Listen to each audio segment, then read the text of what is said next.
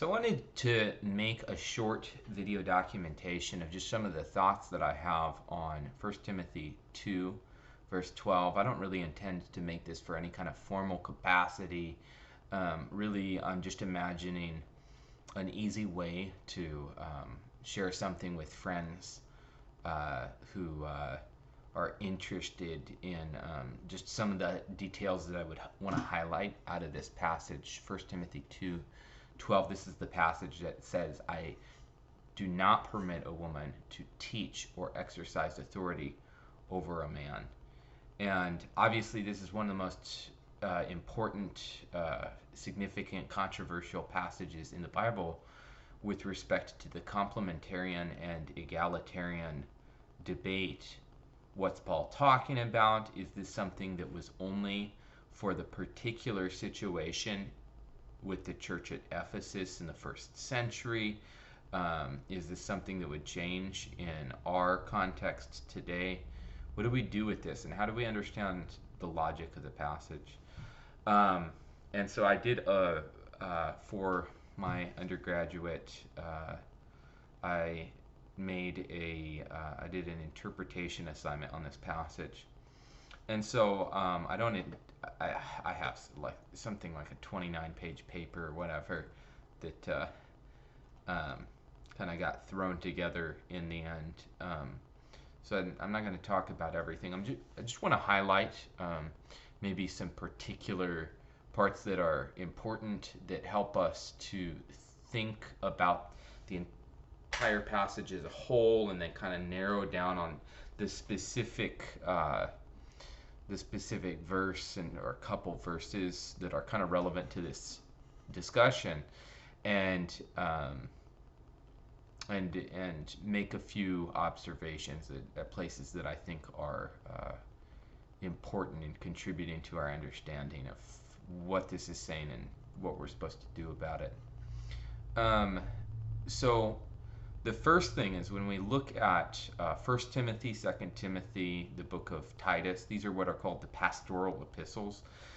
Within conservative scholarship, typically people accept the idea that this is legitimately Paul writing to legitimately Timothy, that it kind of is what it seems to be on its surface, the way that it's written. There's particular reasons why generally more liberal scholarship will reject that claim, and so that's just when you get into studying this passage. When you're studying these books in general, that's just an issue that comes up. So I'm not really going to argue for it right here, but I think there's really not a whole lot of good reasons to doubt that this is Pauline. This is the Apostle Paul talking to Timothy. That it's not some sort of pseudepigraphic work, some sort of just kind of false attribution, whether it's dishonest or not dishonest, whatever. So I'm just going to table that discussion. So the way that this then should probably be understood is that Timothy is an apostolic delegate. Timothy is this really trusted individual. If you actually go back and look at the Acts account, sometimes Timothy is portrayed as like, oh, he's just kind of, maybe he needs more boldness, maybe he's not, but he actually, when you read the accounts in Acts, Timothy is a trusted guy. This is a young guy who's a respected member of the community already. When Paul finds him, he becomes part of the cohort, and Timothy's like a first choice guy of like, hey, I want you to go over to that church for a few years and have some sort of, even if he's not actually a pastor in the sense of one of their appointed elders or whatever, he is kind of working in a sort of pastoral capacity as more of an apostolic delegate is probably a good description to use. And so what we have then is Paul giving Timothy instructions with regards to how it is that he should be exhorting and encouraging and warning this church of Ephesus. It's important to appreciate a little bit about Ephesus, what it was. Um, More than a lot of other cities where Paul had missionary work and opportunity in, and there's a church there and everything. Ephesus gets talked about a lot in the book of Acts. We know a lot about Ephesus. It gets mentioned in the book of Revelation, obviously, and the letters to the churches. It was a super big city. It was not the capital of Asia Minor, but it was probably the most important city with the way that its port was, and all this is very affluent. Lots of trade happening. It was famous for the temple of either Diana or Artemis, depending on if you're going to do the Roman or Greek thing. That's going to come up later in the way in some of the historical background material that you have to deal with in the specific passage that we're getting into. And so, this is all kind of hidden bullet points that I had to look at when I was interpreting this passage. But the bottom line is that there's a church community there, and Timothy's receiving instruction with telling them kind of what they should be doing. And so you have in chapter 2 starts, let me pull up the text here. I probably should have done this beforehand. But chapter 2 starts with this statement, first of all, and then he goes into, I urge that supplications, prayers, intercessions, and thanksgivings be made for all people. So already Paul is instructing Timothy to instruct the Ephesians. You need to be praying for people in high positions of authority and for people in really all these capacities and everything. And what we really see is that Paul is giving Timothy instructions to forward to this church at Ephesus with what their worship needs to look like. It's actually with the life of the church. Here's what prayer looks like. And then in verse 8 of chapter 2, he transitions to, I desire then that in every place the men should pray, lifting holy hands without anger or quarreling. So that same kind of mindset is following as Paul's, the sort of controlling principle seems to be to think about prayer, what the content of prayer should look like, what its sort of harmonious attitude should look like in the way that you're praying. In this context, the next thing that he talks about in verse 9 of chapter 2, likewise also that women should adorn themselves in respectable apparel. And so he's transitioning into talking about how women are to think about what they wear at church. And specifically, it seems to not be caught up in superficial appearance. Incredibly important is verse 11 that says, let a woman learn quietly with all submissiveness. So this is coming right before, I do not permit a woman to teach or to exercise authority over man, rather she's to remain quiet. And so one of the things that Paul is insisting is that women, far from being caught up in their own superficial appearance, especially any kind of costly attire, showing off riches, etc. Far from that, he actually wants them to be studious and attentive to what's going on. They should be paying attention to the sermon. They should be, if we could sort of anachronistically, they're taking notes on the, on the bulletin, and they're taking sermon notes, and they're, looking through their study Bible, and they're, paying attention to what's happening. Verse 12, I do not permit a woman to teach or to exercise authority over a man. So here's what they should be doing. Here's what they shouldn't be doing. And so we'll get into a little bit how should we understand this particular verse. And then ultimately the appeal is made on the basis, it would appear, of Adam. For Adam was formed first, then Eve. And Adam was not deceived, but the woman was deceived and became a transgressor. Yet she will be saved through childbearing if they continue in faith and love and holiness with self-control. Saved through childbearing. What does that mean? That can seem pretty kind of weird. Um, the people have had a lot of trouble with that particular verse. And then it says the saying is trustworthy if anyone aspires to the office of overseer, he desires a noble task. So my point in just sort of passing over this passage, getting kind of a quick look at the flow of it, is to show that what we have is Paul giving Timothy these instructions with, here's what church life needs to look like, here's what prayer looks like, here's what women should look like in here's what this sort of appropriate snapshot image of what it is that a godly woman's supposed to look like in worship, and then here's what overseers are supposed to look like, and that it transitions into that, and really the text goes in this way, talking about overseers, talking about qualifications for deacons, and this section then really is dealing with what it is that the church of the living God, a pillar and the buttress of the truth, should look like, right? That's the way that Paul says, I hope to come to you soon, but I'm writing these things to you so that if I delay, you may know how one ought to behave in the household of God, which is the church of the living God, pillar and buttress of the truth. So this is all about church conduct in general, at least for this first century audience in Ephesus.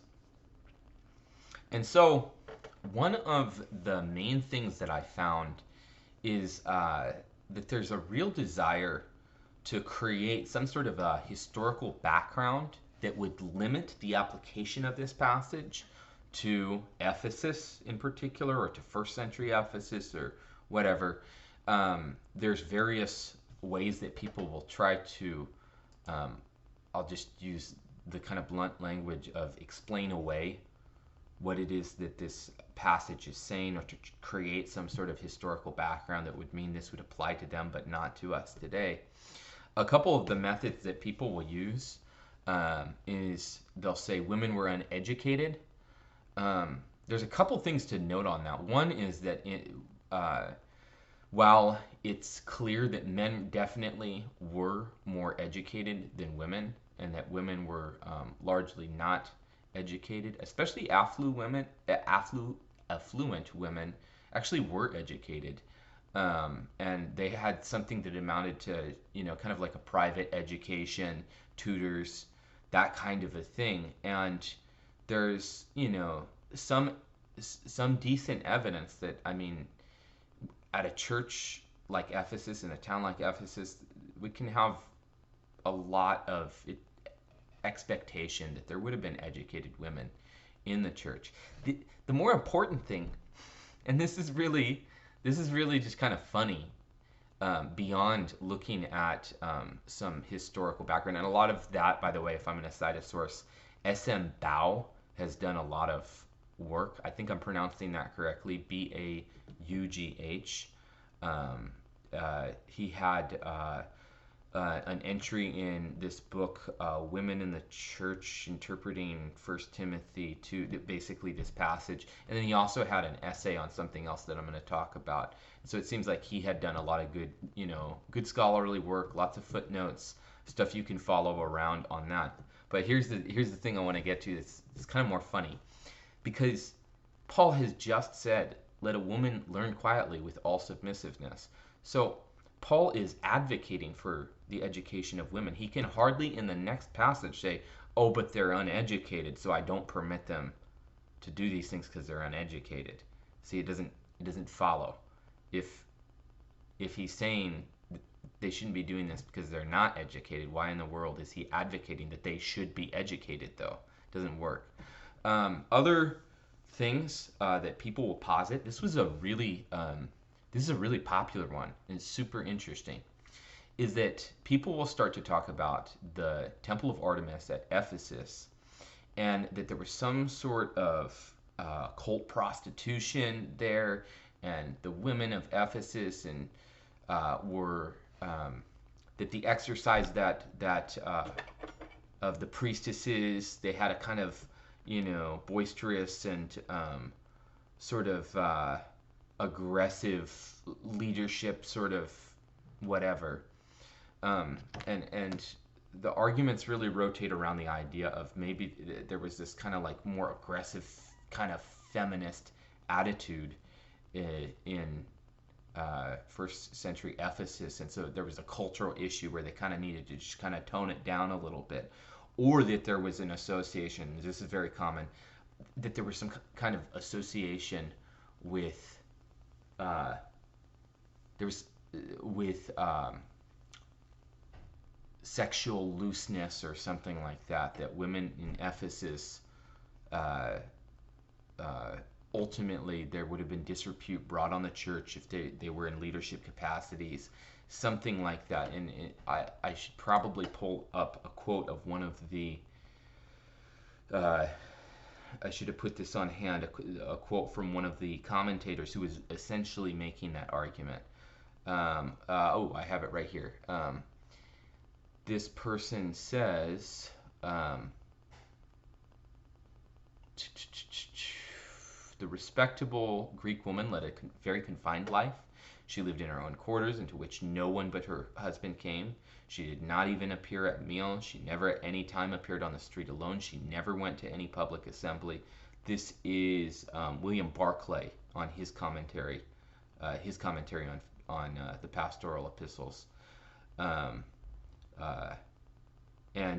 He says here, his conclusion is, the fact is that if in a Greek town Christian women had taken an active and a speaking part in its work, the church would inevitably have gained the reputation of being a place frequented by loose women. And so that's kind of the argument that you get out there, and particularly that there was an association, there was this huge problem with just, vile, as even MacArthur in his commentary on Revelation, he talks about the many-breasted monstrosity of the of Artemis and the temple of Artemis and its vile pagan worship and cult prostitution or something like that. Well, here's what's really interesting about that is that S.M. Bao, you can read an essay that he wrote. First of all, he made a contribution in this book I alluded to earlier, Women in the Church and Interpretation and Application of 1 Timothy 2:9 through 15. And so he wrote A Foreign World, Ephesus in the First Century. And so he just kind of gives a really scholarly account of what Ephesus looked like. And he has in there a particular treatment of women. But one of the other things that he did is he wrote something that thoroughly rebutted the idea that there was any kind of cult prostitution at all associated with Artemis and in Ephesus. I mean, maybe there was prostitution. There certainly could have been sexual immorality in general in that culture. Had nothing to do with Artemis. Artemis, if you actually study her, she is the virgin goddess of the hunt who disdains sexual activity. Now, the reason this is important is because one of the things that it shows is how vulnerable even respectable people can be to adopting an understanding of a historical background that would then start to play into their understanding of a passage and what it means and how we're supposed to apply it when there's really poor attestation or even contrary attestation to what the actual historical background was.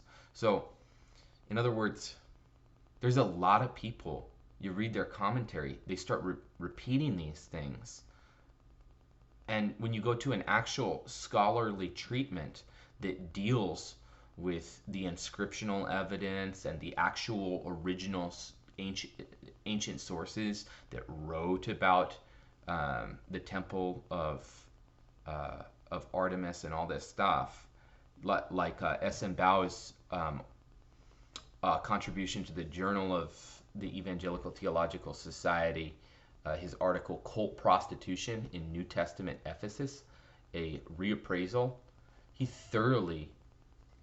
really destroys that idea, not only by removing any kind of the evidence that people would want to posit for the idea that there was any of this cult prostitution happening, but by positively putting forward what the nature of it was.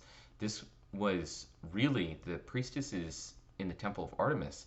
They were the rich virginal daughters of wealthy families. Like, this had nothing to do with that. Now, the reason I go on and on about this here again is so many people say, oh, here's a historical background. And they do this with a lot of places in the Bible. Oh, here's a historical background that means, essentially, that means we don't really need to listen to what this verse is saying.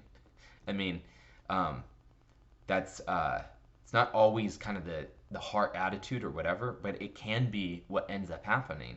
And we need to be really careful about it. And doing this study was really kind of eye-opening to see this sort of case study of, like, people I think are totally doing that with this passage. You do a little Google search, you get to find something that's, oh, here's a historical background, here's a cultural background that essentially allows me to relegate this passage into some sort of culturally relative thing. And it's just not the case.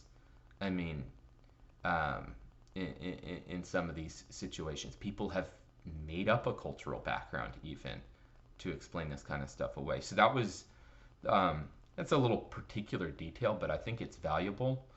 And so ultimately, the conclusion that is made in Bau's work on Ephesus in the first century is there wasn't a whole lot that was real particular about Ephesus that would distinguish it from any of these other places. It's not like we have some cultural background, which would mean that Paul would have allowed women to teach or exercise authority over a man in some sort of other context, another church in, say, Corinth or wherever. And so we're still left with the question, what did it mean? And maybe a potential different application, but it wouldn't be happening on the basis of a specific cultural application there in Ephesus. So one of the things that we have to do then is we just have to look at what the passage says and the way that it builds its case. And like I say, it's important that we not miss the fact that Paul says that women should be learning. And so none of this is supposed to mean that women are supposed to remain ignorant, that women are not to be learners in the church. But it's part of that logic where he flows into saying, and this is, I found it helpful, what Richard Yarborough, in his commentary, he had a very helpful paraphrase for this section where he says, let a woman at worship concentrate quietly on her calling as a disciple to learn, fully intent on what God has to teach her. That is to say, I do not want that women to teach and exercise oversight over a man. That's your job as a pastoral leader, Timothy, as well as men whom you and the church vet and appoint. But as I said, to have a quiet space for learning preserved for her when she's at worship, because that's exactly what happens in the passage. That's his paraphrase, and it says, I do not permit a woman to teach or to exercise authority over men. Rather, she is to remain quiet, which agrees with the verse before it. Let a woman learn quietly with all submissiveness. So it's that general quality that's being advocated for, not that I mean she should teach or exercise authority over a man, but that she should remain quiet. And I think that that's essentially agreeing with the idea of this quiet studiousness.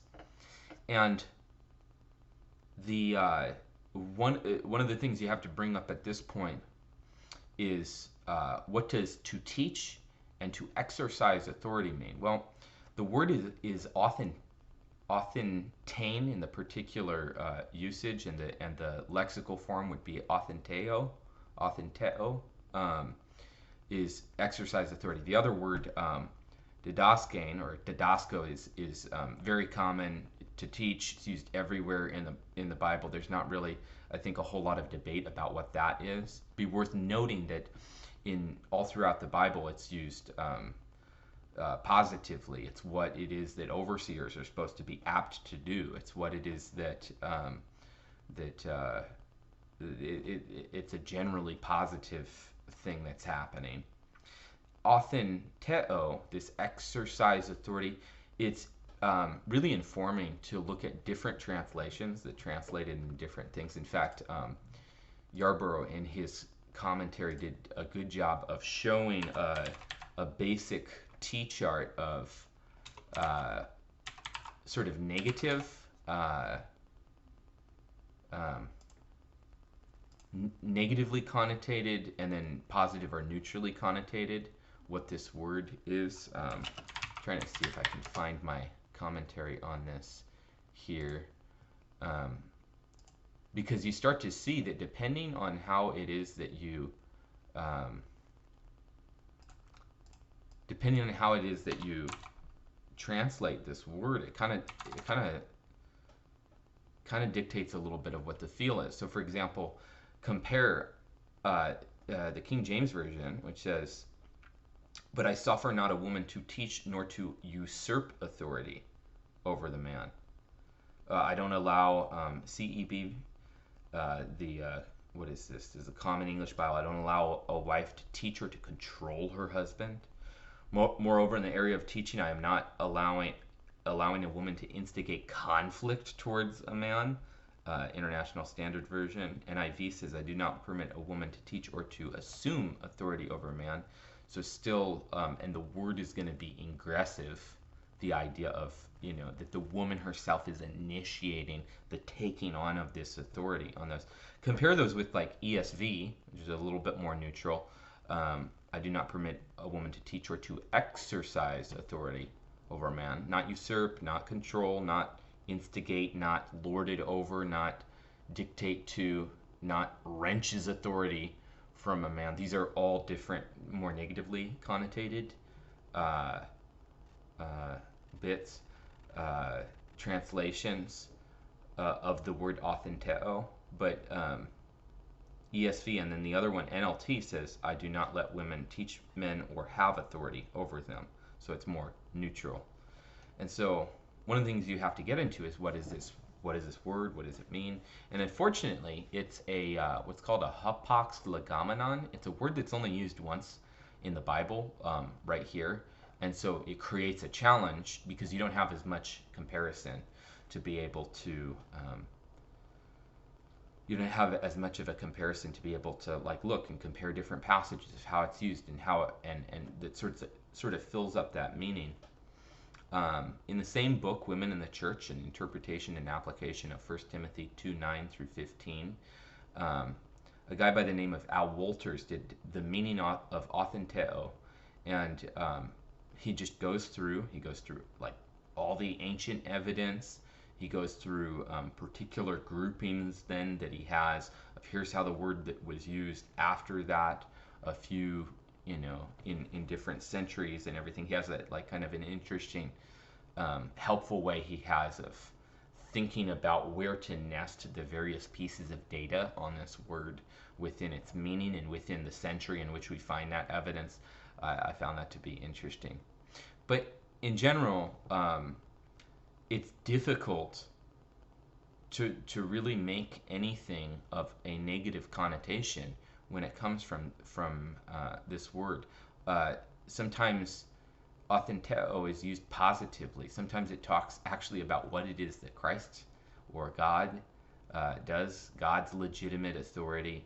And so it's very different if Paul is saying, "I don't permit a woman to lord it over a man."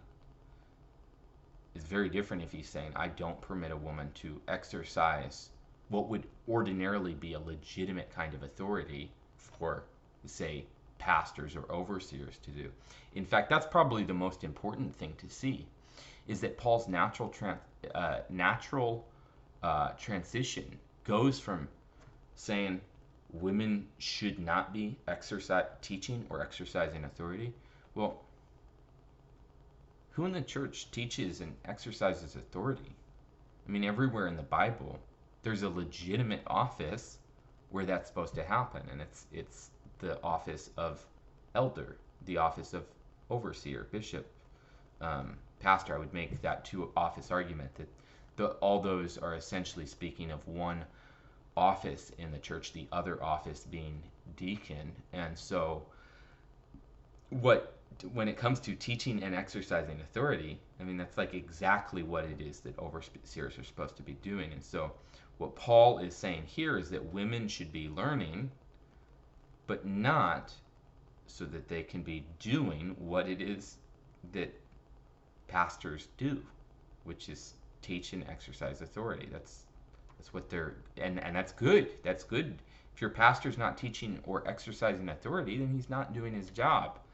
So the word is, you can't really make a good case that it should be negatively connotated. There's good evidence of it being used positively, or even neutrally. It's hard to make a case that it's ingressive or just domineering. And you have to recognize the way that Paul then supports the passage, which comes from two places.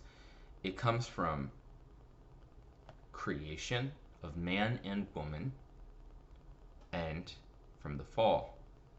And so the creation of man, it says,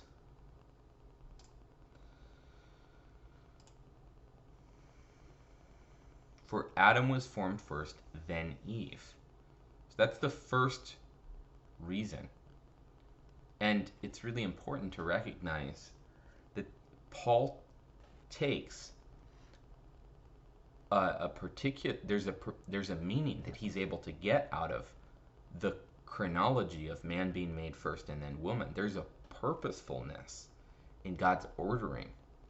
And Paul sees an implication with regards to roles in the way that God did this. God didn't just happen to make man and woman, and it's just like, oh, I'll make a man, and maybe I'll make a woman too.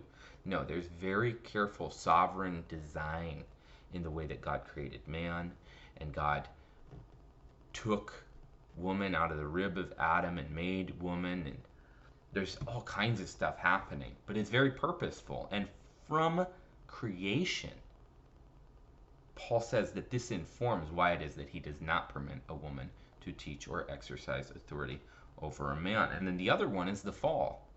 I've said, really repeating people like, Tim Keller and D.A. Carson, that these are the two least culturally relative things you could appeal to. If you're going to, if Paul had said something like, because women in Ephesus have these associations with cult prostitution, or because women in our century are uneducated, then that rationale supporting this would be like, oh, maybe we're in a different situation.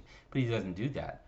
He appeals to the two things that remain true for all time, that God had a particular purposefulness when he created man, and here's how the fall happened, which is, there's no culture, there's no time that changes that support that you're giving. For Adam was formed first, then Eve, and Adam was not deceived, but the woman was deceived and became a transgressor. That's a very interesting verse, because we look at that and we go, of course Adam was deceived. So, but let's see what I said here, because it's been a spell. Certainly Adam was deceived in the fall and became a transgressor. But there was a point in time where the woman, apart from the man, was convinced by the serpent was convinced by what the serpent in the garden said. She was deceived, she sinned, and only then does it appear that she invited her husband to commit the same sin. And so the fundamental distinction that we can make between Adam and Eve's sin is then that Eve starts to act outside of the boundaries of the role in the family that she's been created for. This is the ultimate explanation that I'm trying to offer for how, because it's like, Paul, how can you say Adam wasn't deceived? And how can you say that the woman was a transgressor when it's like the man's doing this right alongside of her? So we're trying to understand how it is that works, and like, what's Paul's point here? And especially understanding it in the way that I just said connects the two ideas. Paul is essentially saying God had a particular purposefulness for how it is that he made man and woman And it's significant that the man was made first. The man was made for an initiative and a leadership role in this relationship. And ultimately, I think that the way that this other verse that talks about the fall works is to say, look what happens when woman starts to operate outside of the boundaries of the role that she's been created for. That's how it can be said that Adam was not deceived, but the woman was deceived, and the woman became a transgressor. It has to be a very particular way to understand that, because there would be ways in which the logic of it just wouldn't work. And like I say, I think it's a challenging, verse 14 is challenging because of that, but I think it makes sense in the way that I've described it. And then really difficult is this last verse that I used to have a different idea about. In verse 15, yet she will be saved through childbearing if they continue in faith and love and holiness with self-control. And the explanation that I used to give is that her being saved through childbearing was the idea that there's a vindication that woman receives in her role of motherhood, which is a unique, valuable, whatever. But after reading commentaries on it, I am persuaded that this is actually talking about women having children. And so what does it mean to say she'll be saved? Do we have a different soteriology now that we have of, men perhaps being saved, being justified on the basis of faith alone, apart from works of the law, and women are saved by having children? So, of course not. But I think what Paul is saying here, because keep in mind, we have these sort of snapshot images of what people, godly people in the church look like as their men should pray, lifting holy hands without anger or quarreling. There's an image. Women should adorn themselves in respectable apparel with modesty and self-control, not with braided hair and gold or pearls or costly attire, but with what is proper for women who profess godliness with good works. Let a woman learn quietly with all submission. We're getting images of what godly life, godly worship looks like amongst God's people, with both men and women, with the various proclivities that they might have to sin and fall short of what they're supposed to look like in their calling. And so verse 15 then, yet she will be saved through childbearing, is contributing to that snapshot image. It's in the ordinary life of women. Not to say there aren't women who are single, not to say that there aren't women maybe even who can't have children, but what Paul is offering is an image, not some sort of universal, this is how it works for everyone, but women, the salvation, because we can talk about salvation as something that's happened to us in our past, something that is happening, something that God will do for us. I have been saved. I am being saved. He will save me. And in that sense where I am being saved, right? That is happening as I'm living out my Christian life, as I'm persevering in the faith, as I'm living inside the role that God has called me to. And so Paul here is making this normative assumption that the grand majority of women have a calling of being mothers, of bearing children. This is what the role looks like, and that's how it is that she's going to be saved. This is going to be the sort of accompanying image of what it looks like as she's living out a godly life. And I think that concept is harmonious with the way that Paul closes the passage. Yet she will be saved through childbearing if they continue in faith and love and holiness with self-control. So just to sort of kind of bring all this stuff in, looks like I've gone about 40 minutes. We'll close this thing in the next couple minutes here. The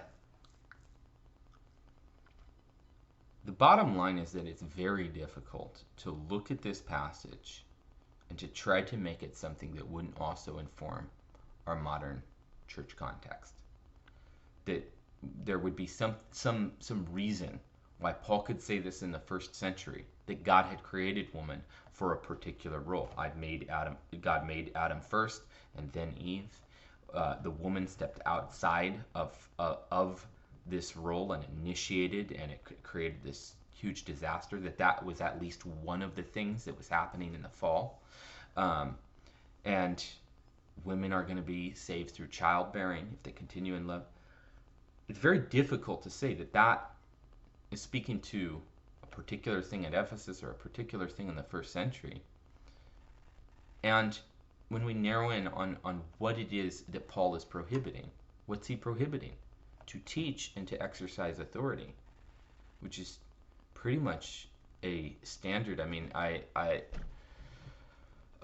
it's pretty much, even though the word authenteo is only used there, the concept is pretty technical for just what it means to be engaged in pastoral leadership.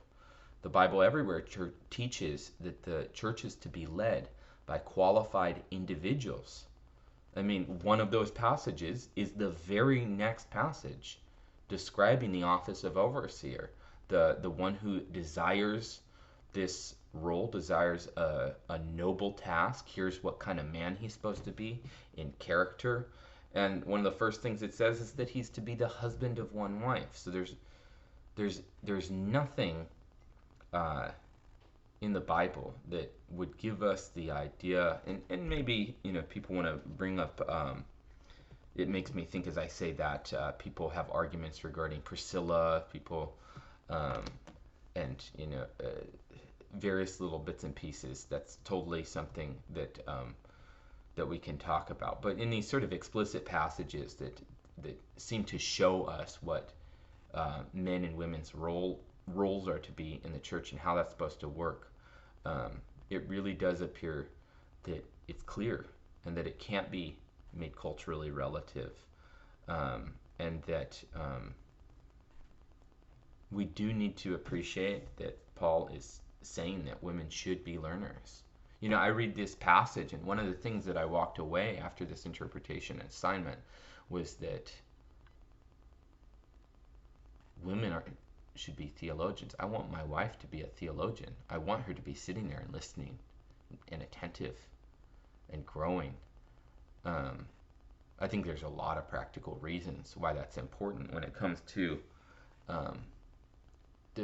there's no prohibition against teaching or exercising authority over other women, and elsewhere we're going to see that's Paul advocates for that older women should teach younger women specifically to love their husbands and love their children and whatnot.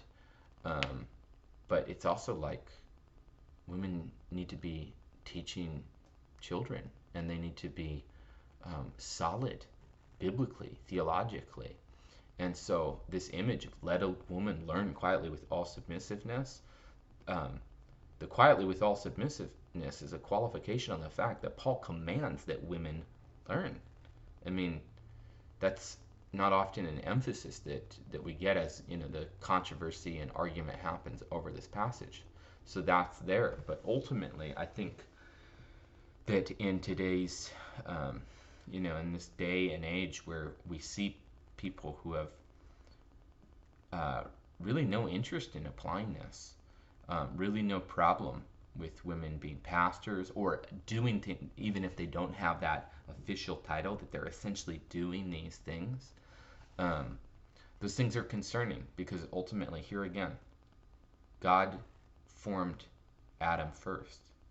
This is just speaking of God's purposefulness in the way that he designed man and woman and the way that he designs his church. One of the basic issues at stake is, do we believe in God's authority, in biblical authority, that God knows what he's doing, and he's given us essentially the clear information that we're to follow with how it is that life is supposed to work, how our marriages are supposed to work, how the church is supposed to work. And I think when we seriously apply this, when we seriously look at a passage like this, and when we dispel pseudo historical background statements that people make, and we look at the flow of the text, we look at the passage in its context, we're kind of just struck with the challenge to do what it says. In fact, I'll close with this anecdote that Yarborough gives here. He says, regarding how hard the verse is to interpret, an anecdote inquiry may be permitted. Australian New Testament scholar Claire S. Smith tells of a new Christian, a university-aged woman in an ethnic-based church, which he puts in quotes, I don't even know what that means, who read 1 Timothy 2 for the first time. When asked whether she found it difficult, she replied, "No, it's easy. Paul is saying women shouldn't teach in church because that's the way God wants it." It would be easy, Smith notes, to suppose that her ethnic cultural background probably made it easier for her to do that. But Smith continues, but can you see that the opposite might also be true? That our culture influences our reading of the text, and that many of the difficulties we find it might exist because of our culture and our personalities, and not because of the text itself. Applying the doctrine of the clarity of Scripture to mean that egalitarian interpretation of 1 Timothy 2:12 is mandatory may underestimate the effect of cultural background in egalitarian hermeneutics and exegesis. Here again, what this woman said, first time she saw this, read it, no, it's easy. Paul's saying women shouldn't teach in church because that's the way God wants it. After everything I've said, that's honestly a pretty good job right there. God designs his church. God wants things to work a certain way. He tells us how that's supposed to work. And ultimately, the blessings that we find when we just obey him is something that we discover when we obey him.